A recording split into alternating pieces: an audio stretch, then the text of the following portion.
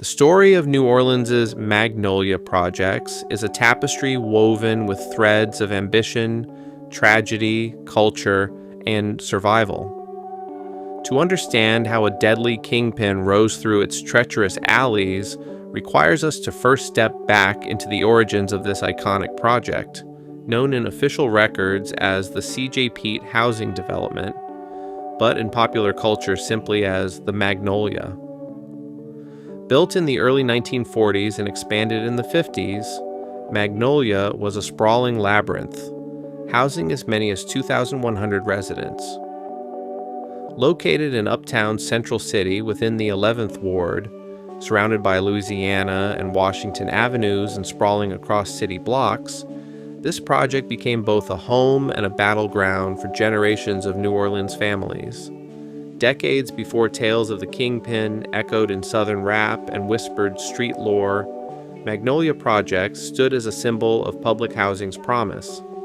Children played in courtyards, where their laughter echoed off red brick facades, and neighbors gathered on stoops to swap stories and dreams. But beneath the surface, pressures built, pressures of poverty, systemic neglect, and the rising tide of drugs that swept across American cities in the 1980s. But in the game he played, longevity was rare. As the years rolled into the early 2010s, the Kingpin's empire had grown too large to hide in the shadows. He was no longer a neighborhood shot caller. With assets flowing in from across parishes, whispers grew louder in courtrooms, wiretaps caught tighter circles, and indictments began stacking. What made him powerful now made him vulnerable. Detectives who once ignored the housing developments or arrived only after the gunfire started connecting names to bodies and bodies to drug trails. The Kingpin knew his time was ticking. Among his inner circle, paranoia festered. Loyalty was as thin as the money was thick. Some of his day ones flipped under pressure. Others were quietly removed in the dead of night. He tried to stay ahead, dropping phones, shifting products through intermediaries, switching up hideouts, but it was like plugging holes in a sinking ship. The fall didn't come all at once, but you could feel the ground cracking before it gave way. Inside the very same neighborhoods he once ruled with an iron grip, new players began to rise. Younger, hungrier, less cautious. They didn't care for the old code. The era of handshakes and chain-link truces was over. This new generation wanted viral videos, high-risk moves, Instagram live beefs. And in the eyes of the street, the Kingpin was beginning to look like a relic of a fading generation. Federal prosecutors, long criticized for ignoring urban communities until the violence affected Bourbon Street or Garden District, began targeting what they labeled urban terror cells. And when the three NG-39ers dispute peaked, resulting in brazen daytime shootings, they unleashed Operation Wild Magnolia and Operation Burnt offerings, multi-agency efforts deploying everything from RICO statutes to surveillance drones. Sweeps followed, names were called, and the Kingpin's name was on more than a few pieces of paper. Behind bars, things got even messier. Inside Orleans Parish Prison, cliques realigned. Snitching, once unthinkable, became a bargaining chip for survival. Investigations exposed dirty cops, connected politicians, and the paper trails of millions of dollars in drug money funneled through fake businesses. The Kingpin, now older, and facing the prospect of life behind bars, became both a trophy and a liability. Some of his former runners feared what he might say, what he might trade if he got desperate. Others simply wanted him gone, viewing his end as a fresh start for a new regime. But outside, his impact remained. Kids still walked past the spray-painted murals of dead, soldiers, and long-gone legends. His name lingered in local rap verses, not as inspiration, but warning. Stories floated about his ruthlessness, his tactical mind, the way he played rivals against each other and stayed 10 steps ahead. Some said he was responsible for dozens of bodies. Others claim the media exaggerated, making him into a monster to justify the state's own tactics. The truth, as always, lay somewhere in between. Local artists kept his memory alive, some out of admiration, others caution. What he built in Magnolia wasn't just a drug empire, it was a blueprint that others would replicate, from Girt Town to Pigeon Town. He franchised corners, created hierarchy, and turned neighborhood youths into soldiers. His methods blended business strategy with ruthless enforcement, and that hybrid model would go on to influence the way New Orleans' street economy operated for a decade.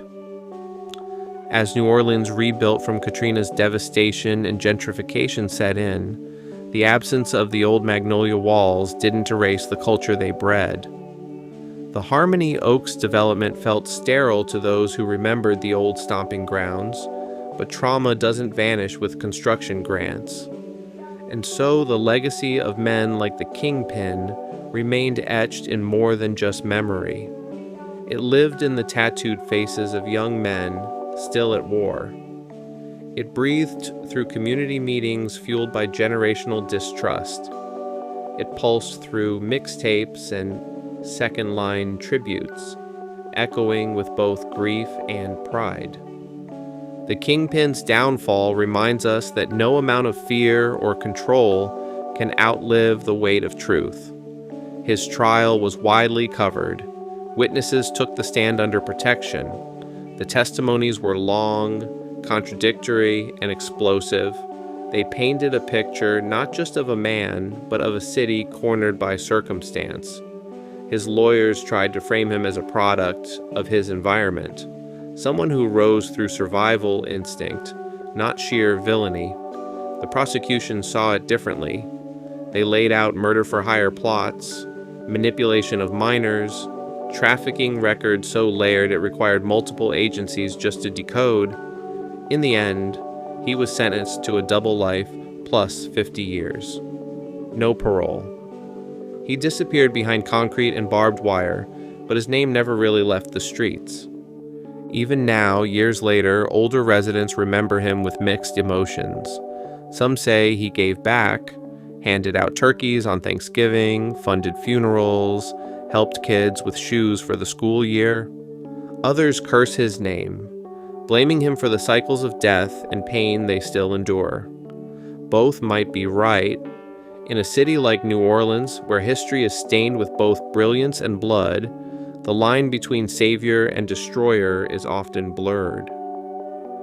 One thing is certain. He was a product of the system, but also an engineer of it. When housing, education, and economic infrastructure failed, the Kingpin built his own structure, rigged though it was, with his own set of rules.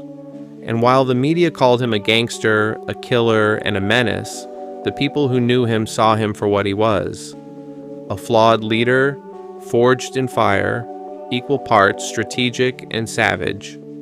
The tragedy of it all lies not just in the bodies dropped, or the years lost to prison, but in the dreams diverted. The energy, leadership, charisma, and intelligence that could have transformed neighborhoods and boardrooms and classrooms instead became weapons for a war of survival. Magnolia, like many other projects across America, didn't birth monsters. It raised kids in cages and wondered why they grew claws. Today, walking through Harmony Oaks, you see signs of hope. The kids riding bikes have no memories of what came before. The mothers speak a little more freely at neighborhood council meetings. There are more community gardens than drug traps, but there's also a silence, a respect, a haunting that still hangs heavy in the Louisiana air. The kind that reminds us that everything has a cost. In every city there are invisible lines. Lines that separate privilege from poverty, promise from peril. In New Orleans, those lines are etched deeply in places like Magnolia. The Kingpin walked that line and eventually crossed it, paying the price that all those before him paid. But his story, however dark, is one worth telling, because in it are lessons, not just about crime, but about what happens when society looks away. He wasn't just a kingpin, he was a symbol of a generation's rage, desperation, and defiance. He exposed not just rivals, but the systems that failed everyone around him. And in doing so, he left behind a legacy that New Orleans is still trying to understand. When crack cocaine hit New Orleans, particularly the Magnolia, in the 1980s and 90s, everything changed. Once a network of working-class unity, the project began to fracture into cliques and violent rivalries. The housing authorities struggled, policing escalated, and the Magnolia rapidly gained a reputation as one of America's most dangerous housing developments. Out of this environment, music and organized crime intertwined. It was here that icons like Juvenile, Soulja Slim, and Magnolia Shorty would find their voices, chronicling their experiences in lyrics that echoed far beyond Louisiana. Against this backdrop, power struggles erupted. Local gangs known by names like the Calliope Porch Boys, 3NG, 3rd and Galvez, Bird Gang, and later the fearsome 39ers, fiercely competed for control over territory and drug corners. As the violence escalated, so too did the notoriety of the men at their centers, men who would be spoken of as kingpins, shot callers, and legends, both feared and admired. One such kingpin, whose story became synonymous with tragedy and infamy, emerged as both a product and architect of Magnolia's chaos. From a young age, he was drawn into the web of street politics. The avenues of escape were few: music, sports, or crime. Those who chose the latter had to be sharper, harder, and more ruthless than their rivals, for Magnolia was no place for the weak. By his late teens, this kingpin already commanded respect. He orchestrated deals, managed crews, and navigated a world where a wrong step could mean the end. As crews like the 3NG began to gain dominance in the early 2000s, rivalries with other factions, including the Calliope Porch Boys and later the 39ers, intensified. With the influx of crack cocaine and heroin, the stakes were raised and violence became a tool for survival and expansion. The Magnolia transformed further, its reputation for danger growing as headlines chronicled shootouts and murders. The kingpin carved out his reputation here, his name whispered in connection with unsolved crimes and untouchable mystique. But in Magnolia, enemies were everywhere. The kingpin's network extended from hustlers on street corners to high-rolling dealers with allegiances forged on convenience rather than loyalty. His business acumen was matched only by his willingness to use violence to settle disputes. In an environment where even the cops treaded carefully, he thrived until rivals decided he'd gone too far. The story of Magnolia Shorty's murder in 2010 serves as both a metaphor and a warning. She, once a promising artist, got caught in the crossfire of these wars. Magnolia Shorty lived her life too close to the streets, and it cost her everything. Her murder wasn't random, it was strategic, meant to send a message. 4 shooters, connected to rival crews, intercepted and killed both her and her companion in broad daylight as they exited her apartment complex. Her death highlighted the deep, often invisible lines that divided allies from enemies. It also marked a shift in the city's reaction. As desperate as the violence became, the city and federal authorities started to fight back, raiding houses, increasing patrols, and ultimately deciding that tearing down the projects themselves was the only solution. By 2008, most of the Magnolia projects had been demolished, with only memories and legends left standing. As redevelopment transformed Magnolia into the Harmony Oaks complex, many hoped that the cycle would break. The area, once neglected and infamous, began to see new families move into mixed-use and mixed-income housing. Schools, YMCAs, and new ambitions replaced what once were strongholds of crime and despair. And yet, the stories persist. The Kingpin's legend endures, not just as a cautionary tale, but as an echo of the systemic failures that shape Magnolia's residents. Public policy placed thousands of impoverished families in concentrated blocks without resources or hope. When the crack epidemic and institutional neglect struck, the results were inevitable: violence, addiction, and a struggle for survival. But even in its darkest moments, Magnolia fostered resilience. The music that came from these streets, the bounce beats, the sharp lyricism, became New Orleans' gift to the world. The Kingpin, for all his notoriety, was only one outcome among many. Some claimed infamy, some embraced artistry, and some simply survived. The story of Magnolia's Kingpin, exposed by a crumbling system and relentless ambition, is ultimately a story about New Orleans itself, about how a city's greatest challenges can produce its greatest talents and its deepest tragedies.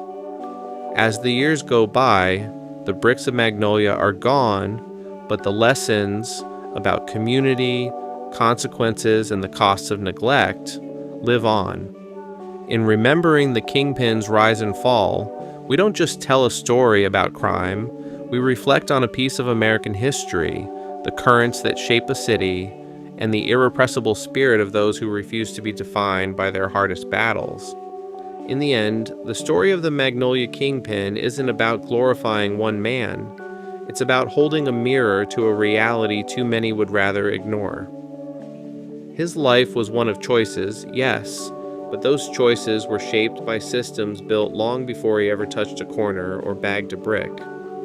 And it's within that complexity that we find the truth, raw, complicated, and often uncomfortable. We tell stories like his not to celebrate the pain, but to understand its origin. Because if we don't reckon with how poverty, neglect, and systemic failure birth this kind of power, we're doomed to watch history repeat. Not just in New Orleans, but in every city where struggle simmers just below the surface. As the streets of Harmony Oaks continue to quiet, and the ones who made headlines fade into courthouse records and neighborhood myth, the real work becomes how to make sure no more children grow up having to choose between survival and destruction. No more boys dreaming of empires made of powder and pain. No more girls caught in crossfires or turned into whispers. The Magnolia Projects may have been torn down, but its legacy still speaks. In music, in memory, in neighborhoods still searching for healing. And through stories like this, it asks one last thing of us: to remember truthfully and to build better. If this story moved you, taught you, or made you see something a little differently, consider subscribing, dropping a comment, or sharing your thoughts. Because behind every headline, there's always a deeper layer, and we'll keep digging. Thanks for watching. Stay safe, stay curious, and above all, stay human.